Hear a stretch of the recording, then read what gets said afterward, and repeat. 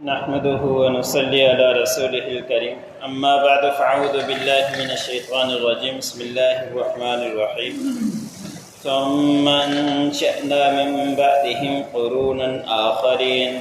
ما تسبق من أمة أجلها وما يستأخرون ثم أرسلنا رسلنا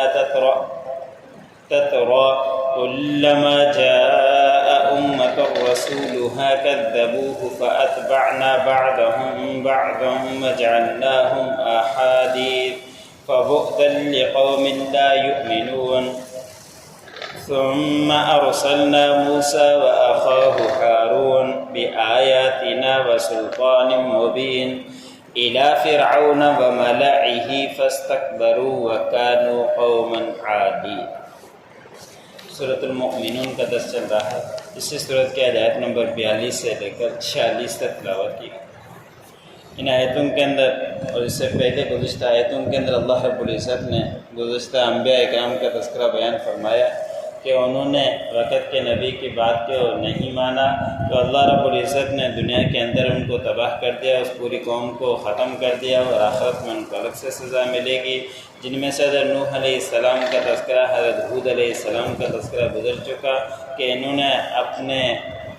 لوگوں کو، پیروکاروں کو بہت کوشش کی کہ وہ راہ راست پر آ جائیں، ایمان لے کر آ جائیں، لیکن وہ نہیں لائے اور وہ بار بار یہی کہتے رہے کہ آپ اللہ کے اوپر افتراء کرتے ہو، نعوذ باللہ، یعنی اللہ ہماری حفاظت فرمائے۔ نبی اس طرح کی بات کیسے کر سکتا ہے کہ وہ اللہ کے اوپر افتراء کرے،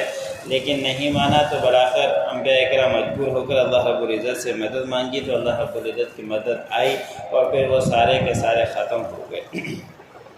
پھر اللہ رب العزت نے فرمایا کہ ہم نے ان کے بعد اور جماعتوں کو پیدا کیا تو اللہ رب العزت کے لیے کوئی مشکل نہیں ہے، جو نہیں مانے گا وہ ختم ہو جائے گا، پھر دوسری قومیں آ جائے گی، پھر دوسرے، اسی طرح سلسلہ یہ چلتا رہے گا تا قیامت۔ تو پھر اللہ رب العزت نے فرمایا کہ جب حضرت ہود علیہ السلام کی قوم نے حضرت ہود علیہ السلام کی بات کو نہیں مانا، ان کو تباہ کیا، اس کے بعد ہم نے پھر دوبارہ دوسری قوموں کو پیدا کیا، دوسری جماعتوں کو پیدا کیا، اور کوئی جماعت، کوئی امت اپنی مدت سے نہ آگے بڑھ سکتی ہے اور نہ ہی پیچھے ہو سکتی ہے۔ جس امت کا کوئی وقت متعین ہے کہ اس وقت تک وہ رہے گی، پھر تباہ ہو جائے گی نہ ماننے کی وجہ سے، اور نہ ہی وہ پیچھے ہو سکتی ہے۔ جو وقت آتا ہے اسی وقت کے اندر وہ قومیں تباہ ہوئی ہیں، نہ اس کے اندر تاخیر ہوئی ہے اور نہ ہی وہ قومیں آگے بڑھ سکی ہیں۔ پھر اللہ رب العزت نے فرمایا کہ ہم نے لگاتار ایک دوسرے کے بعد انبیاء اکرام کو بھیجتے رہے،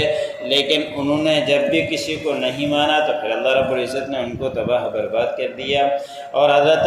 ہود علیہ السلام کے بعد صالح علیہ السلام آئے، حضرت لوط علیہ السلام آئے، اور حضرت موسیٰ علیہ السلام، حضرت ہارون علیہ السلام کا بھی ابھی تذکرہ آئے گا۔ تو اللہ نے فرمایا کہ ہم نے لگاتار پہ در پہ انبیاء اکرام کو بھیجتے رہے، لیکن انہوں نے نہیں مانا، تو اس کے باوجود بھی یہ نہیں کہ انبیاء کا سلسلہ ختم ہو گیا، ہر قوم کے پاس نبی آتے رہے اور دعوت دیتے رہے۔ اور مفسرین نے لکھا ہے، حدیثوں کے اندر آتا ہے کہ ایک ہی دن کے اندر 43 انبیاء اکرام کو ان لوگوں نے شہید کیا ہے جو پہلے قومیں گزری ہے، کہ ایک ہی امت کے اندر ایک نبی کو، دوسری قوم کے اندر دوسرے نبی کو، اس طرح 43 انبیاء اکرام کو ایک ہی دن کے اندر شہید کیا، لیکن اس کے باوجود بھی اللہ رب العزت اور نبی بھی بھیجتے رہے۔ اور پھر جب حدیث مبارک میں آتا ہے کہ قیامت قائم ہوگی تو ایک نبی کے ساتھ ایک امتی ہوگا، کسی نبی کے ساتھ 2 امتی ہوں گے، کسی نبی کے ساتھ 3 امتی ہوں گے، اور کسی کے ساتھ کوئی بھی نہیں ہوگا، اور اللہ رب العزت کی بارگاہ میں اپنی امتوں کے ساتھ پہنچیں گے۔ تو اللہ رب العزت نے فرمایا کہ جب بھی کسی امت کے پاس ان کا رسول آیا تو انہوں نے اس کو جھٹلایا، اور اس کے بعد اللہ رب العزت نے فرمایا کہ ہم نے ان میں سے پھر بعض کو بعض کے پیچھے لگا دیا۔ ایک قوم آئی، ان کو جھٹلایا تو دوسری قوم کو بھیج دیا، دوسری قوم کو جھٹلایا تو تیسری قوم کو بھیج دیا، اسی طرح یہ چلتا رہا۔ لیکن جنہوں نے نہیں مانی تو انہوں نے ان لوگوں کو ہم نے ایک طرح سے قصے کہانیاں بنا دیا۔ بعد میں قومیں آئی، ان کا تذکرہ بھی کیا، یہاں قوم رہتی تھی، وہ تباہ برباد ہو گئی، اس کے باوجود بھی راہ راست پر آنے کے لیے تیار نہیں تھے۔ پھر اللہ رب العزت نے فرمایا کہ بہت بڑی دوری ہے اس قوم کے لیے جو آخرت کے اوپر ایمان نہیں لاتی اور وقت کے نبی کے اوپر ایمان نہیں لاتی، اس قوم کے لیے بہت ہی دوری ہے کہ دنیا کے اندر بھی نقصان اٹھائیں گے، آخرت کے اندر بھی نقصان اٹھائیں گے۔ پھر اللہ رب العزت نے فرمایا کہ ہم نے موسیٰ علیہ السلام کو اور ان کے بھائی ہارون علیہ السلام کو بھیجا ہماری ان واضح نشانیوں کے ساتھ، اور وہ آ کے فرعون کے پاس فرعون کو سمجھانے کے لیے۔ موسیٰ علیہ السلام کا قرآن پاک کے اندر باقی انبیاؤں سے زیادہ تذکرہ ہے، اور اللہ رب العزت نے موسیٰ علیہ السلام کو معجزات سے بھی نوازا تھا، اور ایسے بندے کے پاس بھیجا تھا اللہ رب العزت نے بڑا ہی تکبر کرنے والا اور اپنے آپ کے اوپر اکڑ کرنے والا تھا۔ حضرت موسیٰ علیہ السلام جب پیدائش کا سلسلہ ہوا کہ اس نے خواب دیکھا کہ میری امت مجھے اور میری قوم کو ختم کرے گا، کوئی ایک شخص پیدا ہوگا اس طرح کا بچہ، تو انہوں نے اعلان بھی کروا دیا کہ اب جو بھی بیٹا پیدا ہو اس کو قتل کر دیا جائے، لیکن اللہ رب العزت نے اللہ رب العزت جسے رکھے تو اسے کون چکھ سکتا ہے، تو اللہ رب العزت نے موسیٰ علیہ السلام کو فرعون کے گھر کے اندر پرویش کر کے دکھلا دی۔ تو اللہ رب العزت نے موسیٰ علیہ السلام کے واقعے کو بار بار بیان فرمایا ہے۔ تو ان دونوں کو اللہ رب العزت نے واضح نشانیوں کے ساتھ بھیجا، جن کی واضح نشانی ایک عصا ہے جو پھینکنے کے بعد سانپ بن جاتا تھا، بعض اوقات اژدہا بن جاتا تھا، اور دوسرا نشانی ہاتھ بغل کے اندر ڈال کر نکالا کرتے تھے، روشن چمکتا ہوا نظر آتا تھا اور بغیر تکلیف کے بغیر پریشانی کے، اور بھی بہت ساری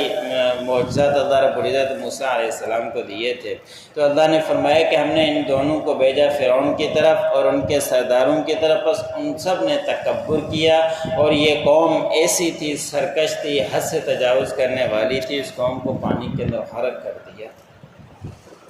ثم انشأنا من بعدهم قرونا آخرین، پھر ہم نے بھیجا ان کے بعد دوسری جماعتوں کو، ما تسبق من امت اجلہا، نہیں سبقت کی کسی امت نے اپنی مدت سے، وما یستأخرون، اور نہیں وہ پیچھے ہوئی۔ ثم ارسلنا رسولنا تترا، اور ہم نے بھیجے ہمارے رسول لگاتار، کلما جاء امۃ رسولھا، جب بھی آیا کسی امت کے پاس ان کا رسول، کذبوہ فاتبعنا بعضهم بعضا، بس انہوں نے ان کو جھٹلایا، بس ہم نے ان میں سے بعض قوم کی بعض کے پیچھے پیروی کر دی، وجعلناہم احادیث، اور ہم نے بنا دیا ان کو قصے کہانیاں، فبعدا لقوم لا یؤمنون، پس دوری ہے اس قوم کے لیے جو ایمان نہیں لاتی۔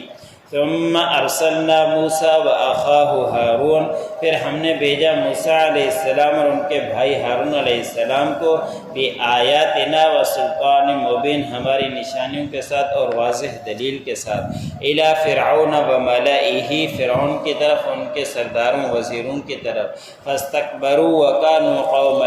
قوما عالین، بس انہوں نے تکبر کیا اور وہ قوم تھی حد سے تجاوز کرنے والی اور سرکش کرنے والی۔ جو پڑھ حسنا اللہ